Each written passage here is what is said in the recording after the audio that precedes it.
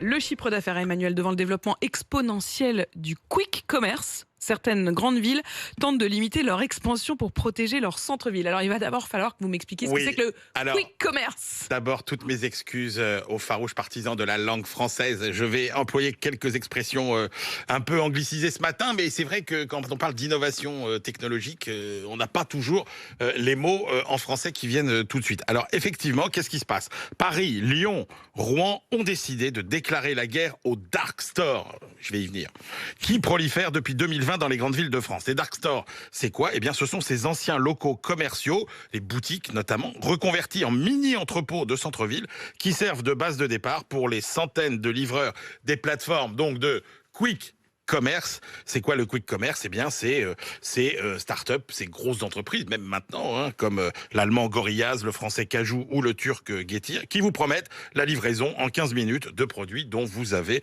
rapidement besoin. Et ces entreprises connaissent un succès fulgurant, amplifié par les confinements successifs, 40 à 50% de hausse de chiffre d'affaires chaque année, sachant que 2 Français sur 3 sont soit utilisateurs, soit intéressés par ces services. On parle de 2 Français sur 3 qui vivent dans les communes de plus de 20 000 habitants. Et qu'est-ce que les villes reprochent à ce système de dark kitchen alors? Eh ben, ces villes, elles ne veulent pas, dit par exemple une élue lyonnaise, d'une ville entrepôt, sans petit commerce, sans vitrine, où chacun reste chez soi sans convivialité. Donc à Lyon, la municipalité refusera les implantations de ces entrepôts en s'appuyant sur le plan local d'urbanisme qui interdit par exemple l'implantation dans certaines zones de sites logistiques. À Rouen, la mairie a fait savoir qu'elle préempterait les commerces susceptibles d'être utilisés soit comme dark store, soit comme dark kitchen, qui sont à peu près l'équivalent pour la restauration. La ville de Paris, elle, souhaite que ces entrepôts ne donnent pas sur la rue et soient prioritaires en sous-sol ou sur la cour. En fait, ces villes, elles voudraient qu'il y ait plus de moyens